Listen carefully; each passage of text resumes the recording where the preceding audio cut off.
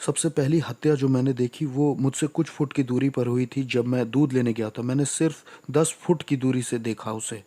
उन्होंने उसे 7 बार गोली मारी थी और मैंने एक के बाद एक बहुत सारी मौतें देखी अपनी ज़िंदगी में। साउथ ब्रॉक्स की सड़कों पर आपको एक हत्यारा, एक लूटमार करने वाला और एक बहुत चालाक इंसान बन के जीना होता है। मेरे पिता की तरफ के लोग तांत्रिक और भूत सिद्धि करने वाले थे। हम तंत्र मंत्र और भूत सिद्धि करते थे। हमारा कांटेक्ट खुद शैतान से था। मुझे याद है कि मेरे पिता कमरे में जाया करते थे शैतान की पूजा करने के लिए, और मैं शैतान की उपस्थिति को भी महसूस कर पाता था। और मेरे पिता आराधना करते थे, टंग्स में बोलते थे, शैतान की अन्य भाषाएं बोला करते थे, दुष्ट आत्माओं की। और वहाँ वो फूल चढ़ाते, कैंडल जलाते और पानी डालते थे।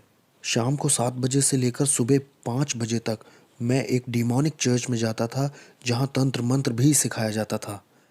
मुझे ट्रेंड किया जा रहा था। मैं ट्रेंड हो रहा था तांत्रिक बनने के लिए। मुझे भूत सिद्धि करने वाली जादूगरनी औरतें जो 30 साल से, 40 साल से, 50 साल से अपने धर्म में लगी हुई थी, ये सिखा रही थी कि कैसे बात करनी है प्रिंसिपैलिटीज से, शैतान से, ज़मीन वाली दुष्ट आत्माओं से। आप शैतान से डायरेक्ट बात नहीं कर सकते, आपको पहले अधिकार कमाना होगा। जो सबसे पहली बार भयानक हत्या हुई थी जो मैंने बताया, वो यहाँ इस घर में हुई थी। हस्बैंड ने 52 बार पत्नी को चाकू मारा था और उसके सर को काट के अलग कर दिया था। हम उसकी बेटी के साथ खेला करते थे, इसलिए जब हम उसे छोड़ने आए यहाँ पर तो वो यहाँ खड़ी थी और उसको पता चला कि उसकी माँ इस तरह से टुकड़ों में काटी गई। इसी घर में हुआ था ये। एक बार मैं अपने स्कूल में अपने दोस्तों के साथ खेल रहा था तो वहाँ एक पास्टर आए, एक बैंड भी उनके साथ आया था और वो गाना गाने लग गए, लोग इकट्ठा हो गए और वहाँ बड़ा अद्भुत माहौल बन गया। पूरे स्कूल में एक खुशी की लहर दौड़ गई और मैं एक टूटे हुए परिवार से आया था। वहाँ पास्टर स्टेज पे खड़े होकर बाइबल की कुछ बात बता रहे थे, बाइबल की कहानियाँ बता रहे थे, परमेश्वर कैसे सबसे प्यार करता है, और वो यही सब बता रहे थे। पहली बार मैं थोड़ा सा जुड़ा कि वाह, शायद परमेश्वर मुझसे प्यार करता है। हो सकता है परमेश्वर को मेरी या मेरे परिवार की ज़रूरत है। शायद परमेश्वर मुझे और मेरे परिवार को छूना चाहता है, हमारी परिस्थिति बदलना चाहता है। मुझे भी थोड़ा प्यार मिल सकता है, मुझे भी मिल सकता है। और वो मेरी तरफ चलते हुए आ रहे थे और मुझे पहली बार प्यार बहुत महसूस हो रहा था, इतना कि मैं समझा नहीं सकता। और ये पास्टर स्टेज से उतर के लोगों के लिए प्रार्थना कर रहा था, उन्हें छू रहा था और मुझे लगा कि अब मेरी बारी है, अब ये पास्टर मुझे छुएगा और अब यीशु मुझे कबूल करेंगे और मुझे जताएंगे कि प्यार होता क्या है। और ये पास्टर मेरे बगल से चले गए। उन्होंने मुझे कभी नहीं छुआ, उन्होंने उन्होंने मुझे बिल्कुल नहीं छुआ। वो नीचे लाइन तक आए, मेरे पास आए और मेरे पास से गुजर गए और दूसरे लोगों को छुआ। मुझे लगा ओह, यीशु ने भी प्यार नहीं किया, पिता ने प्यार नहीं किया, मेरा घर परिवार भी टूटा हुआ है।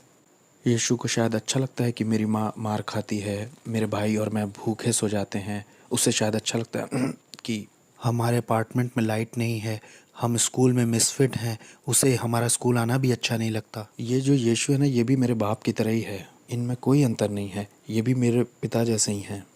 और मैं टूटा हुआ और बड़ा उदास अपने घर पहुंचा और मुझे याद है 1 या 2 हफ्ते बाद लगभग मैं स्कूल के बाहर थोड़ी मस्ती कर रहा था, अपने दोस्तों के साथ मज़े ले रहा था और मैंने सुना कि कुछ नीचे गिरा। वो एक वुडू नेकलेस था। मैंने उसे उठाया और पहन लिया। उसमें बहुत सारे रंग थे और ये नेकलेस ही मेरा शैतान के साथ पहला कांटेक्ट था। कुछ समय के बाद हम टैरो कार्ड रीडिंग करने गए। वहाँ मैं जब गया तो मैं लगभग 10 साल का था, मैं छोटा ही था। वहाँ पर जो औरत भूत सिद्धि करती थी, टैरो कार्ड रीडिंग करती थी, वो विच लेडी, उसने मुझ में अपनी आंखें बिल्कुल धंसा दी। वो बिल्कुल मुझ पर फिक्स हो गई। हमें ये लड़का चाहिए, हमें ये लड़का चाहिए ही चाहिए। हम इसे सेंटेरिया का रिसर्च करने वाला बनाएंगे और ये स्पिरिचुअलिज्म को भी आगे बढ़ाएगा। स्पेनिश में आत्माओं की साधना करना डिमोनिक है और सेंटेरिया संतों की पूजा कहलाती है, लेकिन वो है दुष्ट आत्माओं की पूजा। और अगर ये तुमने हमें नहीं दिया तो ये 30 दिन में अपनी आंखें खो देगा। मेरी माँ होने के नाते मान गई और उसने अपना फर्नीचर बेच दिया, उसने अपना बेडरूम सेट बेच दिया सिर्फ $250 जुटाने के लिए, ताकि मेरी पहली सेरेमनी हो। इस औरत ने मेरी माँ के दिल में बहुत डर बिठा दिया था और मेरी माँ ज़मीन पे सोने लग गई क्योंकि उसके पास बेड नहीं था और वो ये भी नहीं चाहती थी कि मेरी आंखें खोएं। तो इन लोगों ने मुझे अंधकार की दुनिया में आगे बढ़ाया जब मैं 10 साल का था। फिर पहला एनकाउंटर जो मेरा हुआ, मैं जब 10 साल का था, वहाँ डेविल आया और उसने ऑफरिंग भी कबूल कर ली। मेरी ज़िंदगी अब शैतान को सौंप दी गई थी और उन्होंने मेरे गले में 5 मालाएं पहनाई। ये 5 तरह की बड़ी दुष्ट आत्माएं थीं जो आसमानी मकामों में रहती हैं। ये शैतान के नीचे होती हैं। उन्होंने ये मेरे गले में पहना दिया, जिन्हें सेंटेरिया कहते हैं। उन्होंने कहा कि यही रूहें आज से तुम्हारी मदद करेंगी और ये तुम्हारे स्पिरिचुअल गार्डियन एंजल्स हैं और अब से यही तुम्हारी आगे को फिक्र करेंगे। ये जो कोने की बिल्डिंग आप देख रहे हैं इधर इस कोने की, ये पूरी लगभग खाली रहती थी और मैं और मेरा भाई यहाँ ऊपर से उतर करके और पंप से पानी लेने जाते थे। ये वाला पंप था वो। ये खाली थी और ज़्यादातर अपार्टमेंट यहाँ के खाली ही थे और मैं और मेरा परिवार ही सिर्फ यहाँ रहते थे।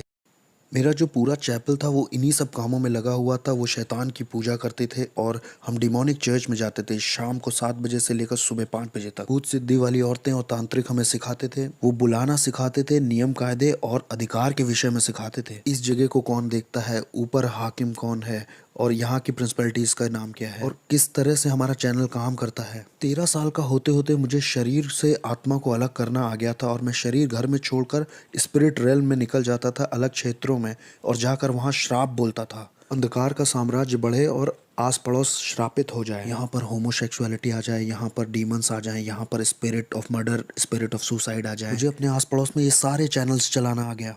15-16 की उम्र आते आते मैं हॉस्पिटल्स में जाके आईसीयूज़ में मौत हो जाए ऐसा बोलता, दूसरे कमरों में मौत हो, ये इंसान मर जाए, ताकि डेविल की नज़र में मेरा लेवल या मेरा ओहदा और बढ़ सके और मैं न्यूयॉर्क सिटी का सबसे बड़ा डेविल वर्शिपर बनना चाहता था। शैतान मेरा बाप बन गया, उसने मेरे बाप की जगह ले ली क्योंकि मैंने ऐसी दुआ की थी कि मेरे बाप को मार दो। 33 साल की उम्र में मेरे बाप को चेहरे पर गोली मार करके ख़त्म कर दिया था एक नाइट क्लब में एक औरत की वजह से। जब वो घर आ रहे थे शैतान ने उन्हें ले लिया और उसने कहा कि मैंने पुराने से नए को बदल दिया है और ऐसे डेविल मेरा बाप बना। एक क्लब था इस जगह पर और वहाँ मेरे बाप को मारा गया था जब उनकी उम्र 33 साल की थी। मैंने बताया था ना कि जब मैं छोटा था लगभग 11 साल का था तो यहाँ पर एक कॉर्नर पर स्टोर हुआ करता था इधर साइड। जब मैं दूध का गैलन लेने गया था मेरे सामने उस आदमी को मारा गया था।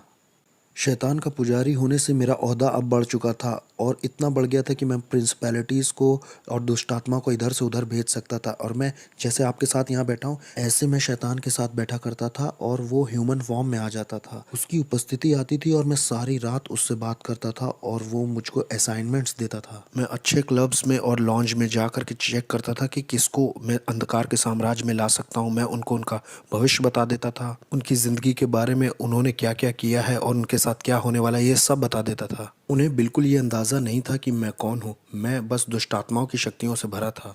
मैं खून भी चखा करता था। हर हफ्ते मैं जानवर को काट कर उसका खून पीता था और कभी समय नहीं हुआ या पैसे नहीं हुए तो खुद का हाथ काट करके खुद का खून पी लेता था। हमारे ग्रुप में और जिन लोगों के साथ मैं था वो सब डीमन से जुड़े हुए थे। उनमें डॉक्टर्स थे, लॉयर्स थे, उसमें प्रिंसिपल्स और जजेस और पुलिस ऑफिसर्स भी शामिल थे जो जादू टोने में लगे हुए थे। सिंगर्स जो आज की डेट में बहुत मशहूर हैं वो भी थे। मैं एक हवा के हाकिम को दूसरी जगह भेज सकता था, नीचे ज़मीन की दुष्ट आत्माओं को दूसरी जगह भेज सकता था ताकि उस जगह की चर्च बंद हो जाए, चर्च की ग्रोथ बंद हो जाए और लोगों के सेव होने के सारे मौके छिन जाएं। कभी कभी मैं शराब में धुत होकर के दुष्ट आत्माओं से इतना भर जाता था कि सड़क के बीच में खड़ा होकर के परमेश्वर से कहता था, सुन तुमसे भी थोड़ा उलझना चाहता हूँ, आओ थप्पड़ मारूं या थूक दूं तुम्हारे मुंह पर, आओ भिड़ के दिखाओ नीचे। मेरी शादी भी हॉलोइन पे हुई थी। शादी भी डिमोनिक थी जो मैंने हॉलोइन पे की थी। दूसरी दूसरी प्रिंसिपैलिटीज़ के डीमंस आए थे मेरी शादी में। कोई इंसानी जात मेरी शादी में नहीं आई थी। वो सब मेरी शादी में आने से डर रहे थे। मेरी शादी बड़ी अजीब थी। मैंने लोगों को इनविटेशंस भेजे, कोई दिखाई ही नहीं दिया तो कोई वेडिंग गिफ्ट नहीं। लेकिन हाँ, दुष्ट आत्माएं आई थी मेरी शादी में और उन्होंने ही बैप्टिज्म दिया। तो मेरी पत्नी और मैं, हम दोनों ही तंत्र मंत्र करते थे और हम अपनी बेटी को भी वही बनाना चाहते थे। मुझे याद है पहली बार जब मुझे इंसान की कुर्बानी करनी थी तो डेविल मेरे साथ कार में अंदर बैठा हुआ था। उसने कहा, मुझसे प्यार करते हो? मैंने कहा, ऑफ कोर्स डैडी।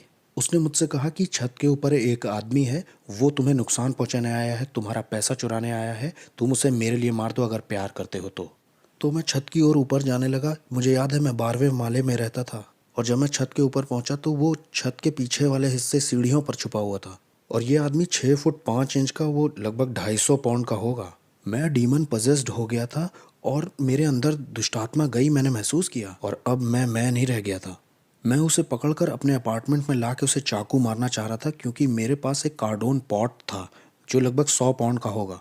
उसमें 9 तरह के हथियार लगे थे जो 9 अलग तरह से इस्तेमाल किया जाता था और जैसे ही मैं उसे पकड़ने चला और उसे अपार्टमेंट में खींचने लगा, बस मेरे हाथ से फिसल गया और गायब हो गया। वो नीचे स्टोरवे के पास कूद गया। वो ऐसा जैसे ओलंपिक के एथलीट कूदते हैं, फ्यू करके कूद गया। वो कूदा और गायब ही हो गया। मैं उसे पकड़ नहीं पाया तो मैं बहुत निराश हो गया। मैं अपनी पहली इंसानी कुर्बानी नहीं कर पाया। लोगों ने इसके ऊपर देखो कुछ लिख दिया है, लेकिन यहाँ पर एक डीमन है। ध्यान से देखो, ये वो डीमन है जो नर्क के दरवाजे की देखरेख करता है। इसी के बारे में मैं बता रहा था अपनी किताब में। वो सेंटेरिया वाली यही है, छोटा वाला दुष्ट आत्मा। ये वो दुष्ट आत्मा है जो हेटी को चलाती है। हेटी के ऊपर जो प्रिंसिपैलिटी है ना, वो यही है। और वहाँ पर जो वो वाला है ना, वो इस्लाम के ऊपर हाकिम है। अब यहाँ आगे आओ, ये देखो, लोगों को फंसाने के लिए द ट्रुथ। क्या हंसी आ रही है? सच, ये तुम्हें आज़ाद करेगा। ये देखो, ये भी ऊपर लगाया है ताकि लोगों को लगे कि ये भी इसी का हिस्सा है, मतलब ये इसका हिस्सा है। ये जगह कौन सी है? इस जगह को बोटानिका कहते हैं। ब्रॉन्क्स में जो लोग रहते हैं वो अगर जादू टोना तंत्र मंत्र करना चाहते हैं तो यहीं से सामान खरीद के ले जाते हैं, दूसरों को परेशान करने के लिए या मारने के लिए। आओ, हम अंदर चल सकते हैं। अगर मैंने कह दिया आप 30 दिन में मरने वाले हो तो 30 दिन में तुम मर जाओगे, तैयारी कर लो। मुझे बिल्कुल परवाह नहीं कि आप कहाँ काम करते हो, आप किसे जानते हो। आई डोंट केयर कि आप अपने आप को क्या बुलाते हो। आप कहो आप कैथलिक हो, आप क्रिश्चियन हो, आप एक बिलीवर हो। मैं आपको मार सकता था जब तक आपका यीशु से जीवित संबंध ना हो। मेरी बिल्डिंग के नीचे एक औरत रहती थी। वो एक दिन ऊपर आके बोली कि मेरा पति मुझसे धोखा कर रहा है, वो जिस औरत के साथ धोखा कर रहा है उसे मार दो तुम जादू टोना करके, मैं कितना पैसा दूं। मैंने कहा मैं पहले शैतान अपने पिता से पूछूंगा और फिर तुम्हें बताऊंगा, तुम 2 दिन बाद आना। फिर वो औरत आई और शैतान ने मुझे बताया कि एक कॉफिन बॉक्स, 21 ब्लैक कैंडल्स और उस औरत की एक मूर्ति बना करके उस कॉफिन में डाल देना, जादू टोना करने के लिए और उस औरत को मारने के लिए। 21 दिन में उसकी मौत हो जाएगी। 21 दिन में हम उसका फ्यूनरल देखेंगे। तो वो औरत आई, मैंने उससे कहा मैं $10,000 तुमसे लूँगा उस औरत को मारने के लिए। उसने कहा ठीक है। मैंने कहा अरे तुम्हारी मेरी जान पहचान है, मैं तुम्हारे घर भी आता था। तुम एक काम करो, 7,000 देना, 30% ऑफ दे रहा हूँ तुम्हें, मैं मार दूंगा उसे। 30% ऑफ है तुमको, $7,000 दे देना बस। जब वो औरत मेरे घर से जा रही थी तो बुड़ के बोली वैसे वो औरत क्रिश्चियन है। उसने कहा वो मसीही है। मैंने कहा अब मैं उसे फ्री में मारूंगा। मैंने कहा मैं उसको अब फ्री में मारूंगा, मुझे इन क्रिश्चियंस को एक सबक सिखाना है, मैं उसे अब फ्री में ही मारूंगा। मैंने कहा मुझे तुम्हारा पैसा नहीं चाहिए, मैं फ्री में मारूंगा। तो मैंने उस पर तंत्र मंत्र किया, वूडू किया, लेकिन 21 दिन होने पर भी वो मरी नहीं। एक एक महीना हो गया वो मरी नहीं। और मुझे लगा अरे ये हो क्या रहा है, ये मेरी इज्जत का सवाल था। मैंने शैतान को बुलाया, मैंने दुष्ट आत्माओं को बुलाया, मैंने बढ़ा दी अपनी जादू टोना तंत्र मंत्र। मैंने उस पर दुगना जादू टोना शुरू कर दिया ताकि वो एक रात में ही मर जाए, लेकिन कुछ नहीं हुआ, कुछ नहीं हो रहा, कुछ नहीं हो रहा। और एक दिन ऐसा हुआ कि शैतान ही आ गया। मैंने महसूस किया उसकी उपस्थिति आई और शैतान ने मुझसे कहा कि हमें ये प्लान छोड़ना होगा जिस औरत को तुम मारना चाहते हो। मैंने कहा प्लान क्यों छोड़ना होगा, मेरी इज्जत दांव पे लगी है, मैं एक भूत साधक हूँ, मैं तांत्रिक हूँ, अगर मैंने उसे नहीं मारा तो लोगों को लगेगा कि मेरे अंदर ताकत नहीं है। उसने कहा तुम समझ नहीं रहे हो, जिस परमेश्वर की वो सेवा करती है वो उसे अकेला नहीं छोड़ता है, उसे छुओ मत। मैंने कहा कौन है ये ईश्वर? उसने कहा वो जिसकी सेवा करती है। मैं बहुत गुस्से में था। मैंने कहा नहीं, 1 हफ्ता और लेते हैं, चलो मारते हैं। उसने कहा नहीं, जिसकी वो सेवा करती है वो उसे अकेला नहीं छोड़ता है। जिस तरह का जादू टोना मैंने उसके ऊपर किया था ना, उसे 21 दिन से कम में मर जाना चाहिए था। और भाई कैसे हो? ये ईजबेल है, इनके धर्म की ये ईजबेल है। देखो ये कैसे काम करता है। ये स्टैचूज जो हैं इनका कोई मतलब नहीं है, लेकिन इसके पीछे एक दुष्टात्मा है। तो अपने खुद के लिए मुझे उसे पहचानने के लिए इसका बनाया जाना बहुत ज़रूरी है, नहीं तो मैं उस आत्मा से नहीं जुड़ सकता। उस दुष्ट आत्मा से मेरी जान पहचान नहीं हो सकती, हमारे बीच में कुछ कॉमन नहीं है। मैं आदमी हूँ, वो एक आत्मा है, और आत्माओं में भी वो दुष्ट आत्मा है। मैं उससे जुड़ ही नहीं पाऊंगा। उससे जुड़ने के लिए मुझे इसको बीच में लाना ही होगा। ये इंसानों की तरह दिखते हैं, लेकिन इस आदमी के पीछे भी एक कहानी है। उस कहानी की वजह से ही आप उससे जुड़ सकते हो, और ये दुष्ट आत्मा उसकी वजह से चलन कर सकता है। और ऐसा ही इन लोगों के साथ भी है। बाद में इनके नाम रखे जाते हैं और इनके भी जन्मदिन होते हैं, इनके भी अपने दिन होते हैं। किस तरह से इंसान फंस के पकड़ा जाता है इस दुष्ट आत्मिक संसार में और तंत्र मंत्र में, जानते हैं? ये वो जाल हैं जिनसे दुष्ट आत्माएं ऑपरेट करती हैं, अपना चलन करती हैं। इन्हीं मूर्तियों की वजह से इंसान अपने सारे शैतानी काम और शैतानी मजहब चला पाता है। यहाँ ऐसी कोई चीज़ नहीं है जिसे पवित्र कहा जा सके, बस एक ही है, वो हम हैं। इस जगह पे होता क्या है? वहाँ पीछे तंत्र मंत्र होता है, वूडू होता है, वहाँ कुछ मंत्र बोले जाते हैं और उससे मूर्तियाँ पवित्र की जाती हैं। ये सारी दुष्ट आत्माएं चाहती हैं कि आप एक नई मूर्ति खरीदें ताकि आप दुष्ट आत्मा को घर ले जा सकें। ये देखो, खास प्रार्थनाएं, ये आपको विश्वास दिलाना चाहते हैं कि आप परमेश्वर से प्रार्थना कर रहे हो। मैं भी यही किताब इस्तेमाल करता था, खास प्रार्थनाएं। इनका मकसद ही है कि आपको लगे कि आप ईश्वर से प्रार्थना कर रहे हैं, लेकिन इनमें कोई भी ईश्वर, इसमें बाइबल का कुछ नहीं है, ना बाइबल की कोई बात है, ना क्रूस की कोई बात है। मैं न्यूयॉर्क अमेरिका में तीसरे नंबर का वो इंसान था जिसके पास एक ऐसी किताब थी जिसमें चिन्ह बने थे सारी दुष्ट आत्माओं के और सारे हाकिमों के, और कैसे लोग ये तंत्र मंत्र सीख सकते हैं। और कोई इस तरह की किताब को नहीं रख सकता, या किसी के पास ऐसी किताब नहीं हो सकती जब तक डेविल उस पर खुद साइन न कर दे। और मैं तीसरा वो इंसान था जिसके पास ये किताब थी, और मैं इस किताब के निशानों का इस्तेमाल करके जादू टोना करता था ताकि लोगों का दिमाग खराब हो जाए और वो बीमार पड़ जाए। जाने कैसे तंत्र मंत्र से मैं उन्हें बीमार करके लेप्रोसी, किसी को कैंसर दे देता था। मैंने लोगों के ऊपर ऐसा जादू टोना किया कि उनके साथ गर्भपात हो, उनके जीवन में अबॉर्शन आ जाए, लोग हॉस्पिटल जाएं, सर्जरी ही करवाएं, बिना सर्जरी के हॉस्पिटल में रहें। जादू टोने से मैंने लोगों को पागल भी किया है। मैंने जादू टोना करके लोगों के ऊपर दुष्ट आत्माएं भेजी, बाइपोला की, सिजोफ्रेनिया की, और भयानक बीमारी और सुसाइड की स्पिरिट। मैं रात भर बैठकर शैतान से घंटों बात किया करता था। जब क्रिश्चियंस यहाँ चर्च भी 1 घंटे के लिए नहीं जाते, बहुत से क्रिश्चियंस 1 घंटे दुआ भी नहीं करते। आत्मिक संसार ज़्यादा रियल है इस संसार से जो दिखता है, और हमने इसे महसूस किया था कि जो कुछ यीशु में ढका हुआ नहीं है उसे बहुत आसानी से टारगेट बना सकते हैं गिराने के लिए। जैसे नास्तिक लोगों को आराम से मार सकते हैं हम, यहोवा विटनेस वाले लोग आसानी से मारे जा सकते हैं, मोर्मोन्स भी आसानी से मारे जा सकते हैं, और ऐसे लोग भी जो कहते हैं शैतान होता ही नहीं है, वो भी बहुत आसानी से मारे जा सकते हैं, क्योंकि वो आत्मिक सहायता कभी मांगेंगे ही नहीं। मुझे याद है कि एक बार हमारे पड़ोस में निकी क्रूस का ग्रुप आया हुआ था, वो उसको ट्रूस बुलाते थे। वो चलते चलते वर्शिप करते हैं, फिर वचन का प्रचार करते हैं, फिर कहीं और निकल जाते हैं और वही करते हैं। और मैं इनके पीछे कुछ इस तरह से लगा कि इन्हें पीछे कर दूं, इन्हें कुचल दूं। और ये जवान बच्चे थे, कोई 18, कोई 19, कोई 20, कोई 16 ऐसे थे। और मैंने कहा कि ये मेरे पड़ोस में कैसे ये गंदे गाने, ये कूड़ा मेरे बगल में बजा सकते हैं, जिसे आज हम आराधना कहते हैं। ये गंदे गाने थे मेरे लिए। अब मैं इनके पीछे पड़ के इन्हें बर्बाद कर दूंगा। जब मैं वहाँ ऊपर गया तो जहाँ मतलब वो लोग थे, वहाँ एक आँख की दीवार थी जिससे मैं उन्हें छू नहीं पा रहा था और ना उसके पार जा पा रहा था। किसी चीज़ ने मुझे रोका। जितनी बार भी मैंने आत्मिक शक्तियों को बोला जाओ तो वो नहीं जा पाई, वो रुकती रहीं, और मैं कभी भी उन बच्चों को छू नहीं पाया। मैंने कहा कुछ तो सही नहीं है, कुछ तो ऐसा है जो सही से नहीं हो रहा। फिर मैं वहाँ से निकल गया। मैंने कहा अब मैं इनके साथ नहीं लगूंगा, इन्हें अकेला छोड़ देता हूँ। ठीक है, ये पहला राउंड जीत गए। तो क्या इस वक्त आत्माएं हमें देख रही हाँ, हैं? वो हमें देख तो रही हैं। हाँ, वो देख रही हैं।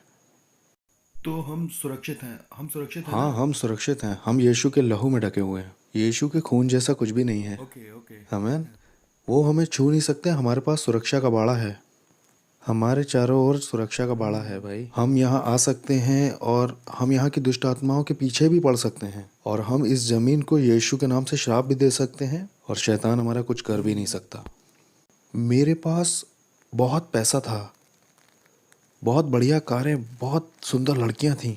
मेरे पास दुनिया का सब कुछ था। मेरे पड़ोसी मुझसे डरे हुए थे, क्योंकि जो मैं था, वो कहते थे तुम इससे उलझोगे तो तुम्हारे घर के लोग मरेंगे। तुम इससे उलझे तो ये बंदूक नहीं चलाएगा, ये सोते में मार देगा सबको। मेरे बाप शैतान ने मुझे बहुत बढ़िया चीज़ें दी थी, ऐसी ताकत दी थी कि लोग मुझसे डरते थे, जैसी मैं सोच भी नहीं सकता। यहाँ तक कि पुलिस भी मुझसे डरती थी, मेरे पड़ोस की सिक्योरिटी भी डरती थी। लोगों को ये मालूम था कि ये शैतान का बच्चा है, ऐसा कहते थे लोग। मैंने कई क्रिश्चियंस को घुटने पिला दिया, दुआ के लिए नहीं, क्योंकि उनमें ताकत ही नहीं थी। इसलिए नहीं कि आपका परमेश्वर ताकतवर नहीं था, मुझे गलत मत समझिए। परमेश्वर तो ताकतवर था, लेकिन बर्तन कमज़ोर था। बर्तन का कोई प्रार्थना का जीवन नहीं, ना कोई उपवास का जीवन, और ना परमेश्वर से इसका संबंध सही है। ये व्यक्ति भक्त जैसा बस बाहर से दिख रहा है, लेकिन कोई शक्ति नहीं है। ये व्यक्ति कमज़ोर है और इसके जीवन में कुछ हो भी नहीं रहा है। इसके पास बाइबल भी है, इसके पास कपड़े भी सही हैं, इसके वस्त्र सही हैं, लेकिन इसका कोई जुड़ाव नहीं है यीशु के साथ, क्योंकि ये उसकी इच्छा से बाहर है, उसकी प्रतिज्ञाओं से बाहर है और इसके डिवाइन पर्पस से भी बाहर है। इसलिए मेरा उस पर अधिकार है, मैं उसको गुलाम की तरह बना लूँगा, मैं उसे तोड़ दूंगा, उसके साथ तंत्र मंत्र करूँगा, मैं करता जाऊँगा एक मसीही से दूसरे मसीह, एक चर्च दूसरा चर्च, कई सारे। मैं हर वो चीज़ गिराता जाता जो यीशु के क्रूस को दिखाती थी।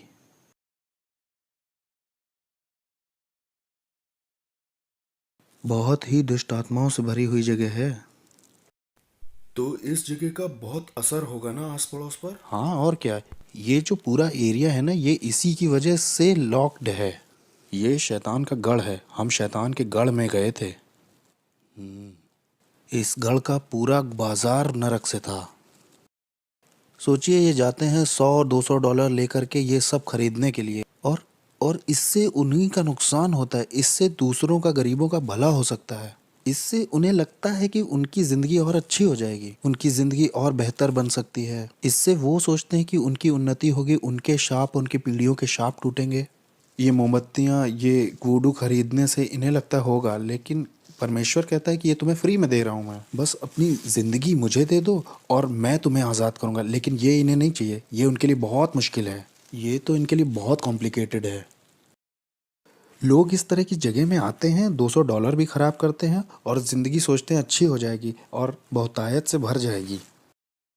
हेटी के ऊपर जो दुष्ट आत्मा है, उससे मेरा कांटेक्ट था, उसका नाम है कैंडेलो, उससे मेरा संपर्क था। और मियामी के दुष्ट आत्माओं से भी संपर्क था, अफ्रीका की दुष्ट आत्माओं से भी था, न्यूयॉर्क के ऊपर जो हवा के हाकिम हैं उनसे भी था, कुछ और भी थी जो दुनिया भर में जाना चाहती हैं। यहाँ पे एक सड़क है, वहाँ दूसरी दुष्ट आत्माएं हैं, हाकिम हैं। 42 नंबर की सड़क पर जो दुष्ट आत्मा है वो यहाँ आना चाहती थी। मैं ये कहूँगा कि मुझ में विवेक नहीं था। मैंने अपने भाई के ऊपर, सगे भाई के ऊपर जादू टोना तंत्र मंत्र करके उसे 5 साल की जेल करा दी। अपना खुद फ्लैश एंड ब्लड था, मेरा खुद का भाई, तंत्र मंत्र से 5 साल के लिए अंदर हो गया वो। मेरा एक और भाई था, एक बार वो मेरे घर आया था बड़े एटीट्यूड में, तो डीमन उसके ऊपर कूद गया है। वो मेरे घर से ऐसे भागा, उसका पेट दर्द बहुत बढ़ गया था। मेरी माँ भी इस बात की गवाही दे सकती है। मैंने अपने शरीर के साथ बहुत सारे रीति रिवाज किए थे, इतने सारे संस्कारों से गुजरा था मैं। लास्ट वाले में मैंने अपनी आत्मा शैतान को सौंप दी थी। एक सेरेमनी में मैंने गन पाउडर और जानवर का खून पिया था, जिसे सैंसी कहते हैं। सैंसी हेशे और फ्रेंच की सेरेमनी है। ये एक दुष्ट आत्मा के साथ का संस्कार है, जिससे मैं किसी के घर जाके कुछ खाता हूँ तो वो उसमें जादू टोना नहीं कर पाएंगे, कुछ इस तरह की। और जो आप जानते हैं वो सब मैंने किया था। मैं जिस दुष्ट आत्मा वाले चर्च में जाता था, वहाँ एक सीक्रेट मीटिंग होती थी हर साल। हर एक बड़ा जादू टोना, तंत्र मंत्र, वॉलॉक, विचेस उसमें आते थे। वहाँ ये फैसला लिया जाता था कौन सा हाकिम किस जगह के क्षेत्र पर राज्य करेगा। हम कलीसिया से ज़्यादा संगठित यानी ऑर्गेनाइज्ड थे। अंधेरे का जो साम्राज्य है वो यीशु मसीह की कलीसिया से ज़्यादा ऑर्गेनाइज्ड है। हमें पता था सेरेमनीज कैसे करनी है। अगले साल की तैयारी इस साल के ख़त्म होने से पहले ही हो जाती थी। यहाँ क्रिश्चियंस 1 घंटे के लिए प्रार्थना नहीं करना चाहते हैं। यहाँ क्रिश्चियंस का लगातार वाला रिश्ता नहीं है चर्च में परमेश्वर के साथ। मैंने 1 साल का रेस्ट भी लेना चाहा जा, और शैतान ने 1 साल के लिए मेरी आंखों की रोशनी ले ली। मैं 1 साल तक पूरी तरह से अंधा था, इसका सर्टिफिकेट भी है मेरे पास। मैं पूरी तरह से अंधा था। वो लोग मेरी यहाँ तक तैयारी करा रहे थे कि एक देखने वाला कुत्ता ले लो, और वो जो स्टिक लेके चलते हैं ना, आपने देखा होगा वो। मेरी माँ ने 1 साल मेरा ध्यान रखा। मेरी आंखें पूरी तरह से अंधेरी हो गई थी। एक बादल जैसा धुआं मेरी आंखों के ऊपर आ गया था। मैं पूरी तरह से अंधा था, और जब मैंने शैतान को अपनी ज़िंदगी वापस दे दी तो 7 सर्जरीज के बाद मेरी शैतान ने आंखें लौटा दी, और फिर मैं दोबारा देख पाया। और ये मेरी सज़ा थी जो शैतान ने दी, कि 1 साल की छुट्टी मुझे चाहिए थी। मैं 1 साल की छुट्टी लेना चाहता था। शैतान ने कहा अच्छा छुट्टी चाहिए, ये लो, और उसने मेरी आंखें ले ली। और इस तरह की दुनिया का था मैं, कि आप शैतान से पंगा लोगे तो शैतान आपको या आपके परिवार के लोगों को मारेगा। एक तरह का डर आपको हमेशा रहेगा कि आप ये धर्म छोड़ नहीं सकते। सेंटेरिया, पोलोनियम्बे, स्पिरिचुअलिज्म, ये धर्म छूटेगा नहीं। डॉक्टरों के पास कोई एक्सप्लेनेशन नहीं था कि मेरी आंखें कैसे गईं। जबकि मैं कहूँ, क्रिश्चियंस, मसीही जब गलत करते हैं या उनसे बुरा हो जाता है तो उनके घर में जो कुछ दिखाई देता है वो है दया और अनुग्रह। लेकिन अगर आप शैतान को कुछ ऐसा दिखाते हो तो शैतान को पसंद नहीं आया तो आपको या आपके परिवार को मारता है। मुझे याद है एक बार एक औरत को शैतान ने कहा इस आदमी से मत मिलना। उसने परवाह नहीं की क्योंकि वो उससे प्यार करती थी। इसलिए शैतान ने एक दुष्ट आत्मा एक ऐसे इंसान के अंदर भेजी जो सड़क पर रहता था। उसने हथौड़े से उस औरत के सिर पर 17 बार वार करके मार दिया। एक बार मैं अपने घर में बैठा हुआ था, बहुत अमेजिंग था। मैं नाइट क्लब से लौट के आया था। मैं टीवी पर जेरी स्प्रिंगर नाम का एक शो देख रहा था। वो बड़ा अजीब सा शो है। लोग उसमें एक दूसरे को मारते हैं और मुझे उसमें बड़ा मज़ा आता था। मज़े लेके मैं उसे देख रहा था, हंस रहा था और मैंने एक आवाज़ सुनी, बेटे मैं जल्दी आ रहा हूँ, तुम अपनी ज़िंदगी से क्या करोगे। एक सुनने वाली आवाज़ बहुत शार्प उस कमरे से आई थी। मैंने सोचा कि शायद टीवी से आई है। मैंने कहा ये टीवी से नहीं आई है क्योंकि यहाँ तो लोग लड़ रहे हैं, एक दूसरे को मार रहे हैं। मैं शैतान की भी आवाज़ पहचानता था। शैतान के साथ तो मैं ऐसे बैठता था जैसे आपके साथ बैठा हूँ। कभी वो इंसान के रूप में भी आता था, कभी वो कमरे में उसकी उपस्थिति आती थी। उसकी उपस्थिति आते ही कमरे का माहौल बदल जाता था। वो मेरे सामने बैठा करता था और मेरे कॉन्शियस से बात करता था। हम रात भर ऐसे बात किया करते थे। मुझे उसकी आवाज़ पता थी। ये मुझे ऐसे पता था जैसे आपको अपने हाथ पैर पता है। मुझे हर एक हाकिम के बारे में जो कनाडा पे या अमेरिका पे या कहीं का भी हाकिम हो पता था उसके बारे में। हर प्रिंसिपलिटी जो किसी मज़हब की थी वो भी मुझे पता थी। चाहे वो कोई ऑकल्ट हो, न्यू एज हो, बुद्धिज़्म हो, इस्लाम हो, सेंटेरिया हो या स्पिरिचुअलिज्म हो, मुझे हर एक दुष्ट आत्मा का पता था। हर एक हाकिम के प्रिंसिपलिटीज़ का मार्क मेरे पास था। ज़मीन की दुष्ट आत्माओं का भी और शैतान का, इज़बेल का। मैं हर एक के नाम बता सकता हूँ जिनके नाम आप भी नहीं जानते होंगे। मैं उनको नाम से जानता था।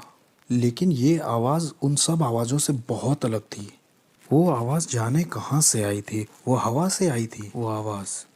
मैं एक तरह के सदमे में आ गया और फिर मैंने एक तरह का दर्शन पाया अपने अपार्टमेंट के दूसरी तरफ। मैंने देखा कि पूरे आसमान में आग है और नीचे के जो लोग हैं वो उससे बचने के लिए इधर उधर दौड़ रहे हैं कि कोई जगह मिल जाए शायद। मैंने कहा ये कैसा दर्शन, मैंने उसे छोड़ दिया।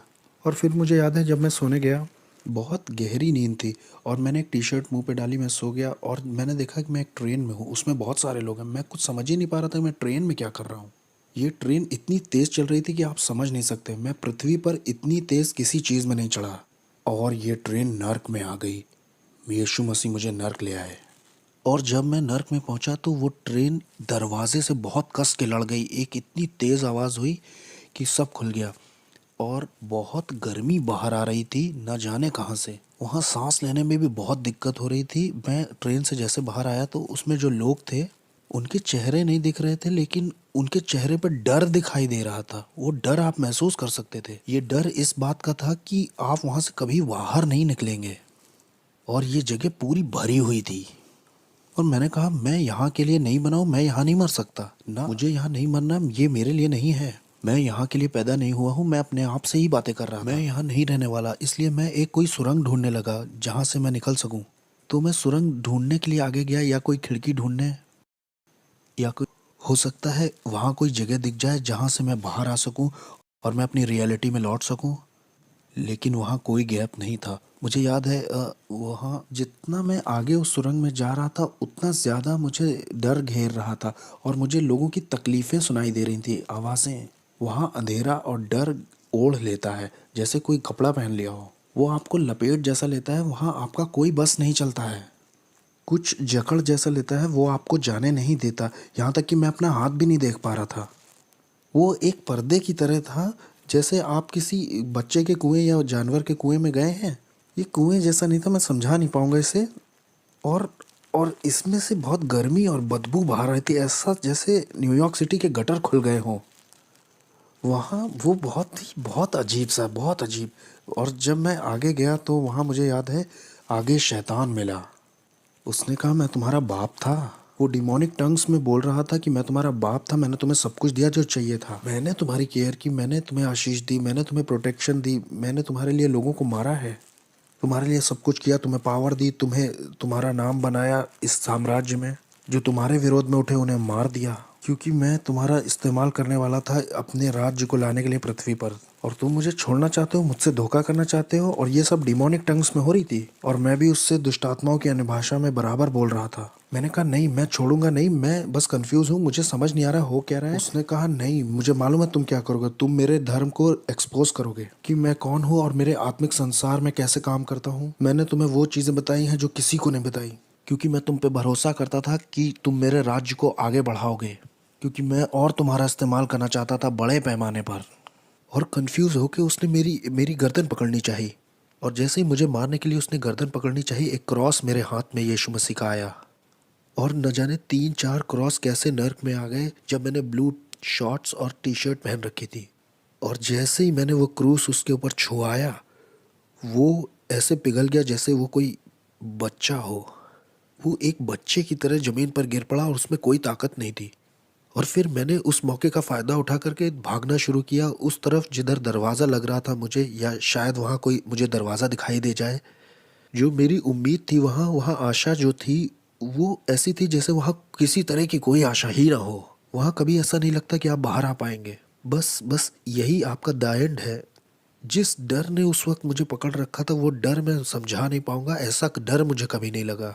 मैंने उस तरह की निराशा कभी महसूस ही नहीं की थी। ये बिल्कुल स्वर्ग का ऑपोजिट था। वो खुशी और आनंद का ऑपोजिट था, शांति का ऑपोजिट था, जीवन और उजियाले का ऑपोजिट था। ये जगह तो अंधकार और तड़प की जगह थी। अगर अगर मैं यहाँ रहता हूँ तो मेरे परिवार मुझे कभी नहीं ढूंढ पाएगा कि मैं यहाँ हूँ। मेरी पत्नी, मेरी बेटी मुझे कैसे ढूंढ पाएंगे, कैसे देख पाएंगे अब। जब मैं उस सुरंग के और गहरे में जा रहा था, ये सोचते हुए कि वहाँ शायद कोई दरवाज़ा हो या किसी तरह की कोई दरार वहाँ हो, वहाँ शैतान फिर से दिखाई दिया और उसने कहा कि मैं तुम्हें मार दूंगा अब। समर्पण के समय में मैंने तुम्हारे शरीर पर कुछ दुष्ट आत्माओं की भाषा में निशान बनवाए थे जो मेरे कॉन्ट्रैक्ट हैं, इससे मैं तुम्हें मार दूंगा। उसने कहा, अरे बेवकूफ़, ये मेरे निशान है, ये इस बात के निशान है कि मैं तुम्हारा मालिक हूँ, मैं तुम्हारा मालिक हूँ, कोई और तुम्हारा मालिक नहीं है, मैं हूँ। या तो तुम मेरे लिए जियोगे या तो मरोगे। और फिर जैसे ही उसने अपने हाथ बढ़ाए मुझे दोबारा पकड़ने के लिए, मैंने तो सोचा मेरी कहानी ख़त्म अब। वो मुझे दूसरी बार पकड़ने आया है। क्रूस यीशु मसीह का बीच में आ गया, नर्क में।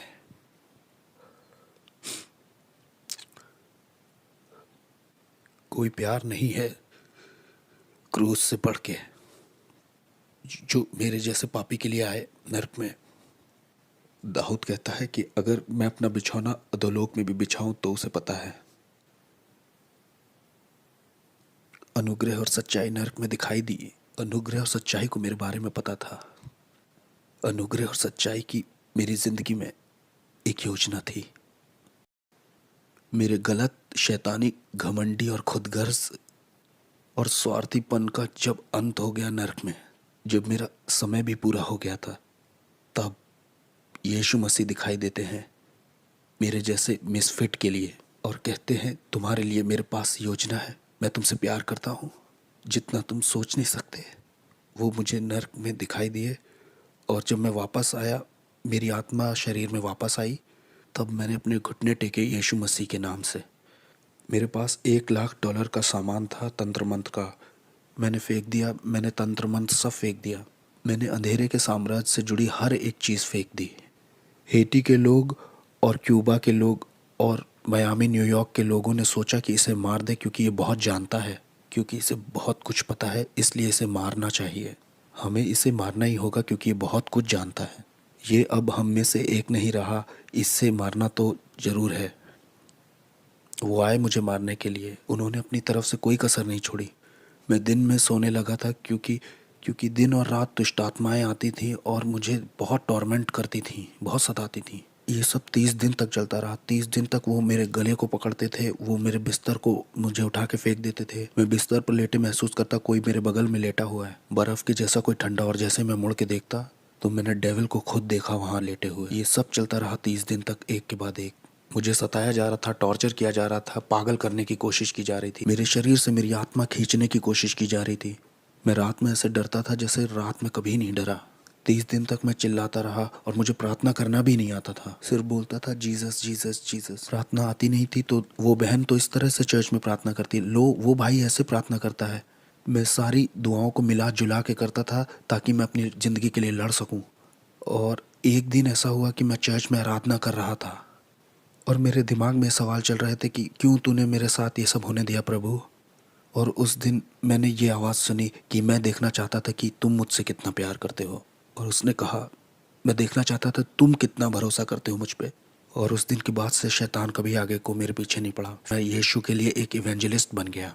तब से लेकर आज तक 14 साल हो गए हैं प्रभु की सेवा करते करते, और मैं इस चीज़ को किसी भी चीज़ से सौदा नहीं करूँगा। और मुझे पता है हालेलुया नाम की सड़क पर जॉन रिमेरेस का एक बड़ा बंगला है। एक दिन वो कहेगा, तेरा स्वागत है विश्वास योग्य दास। जिसके कान हो वो सुन ले और जिसकी आंखें हो वो देख ले।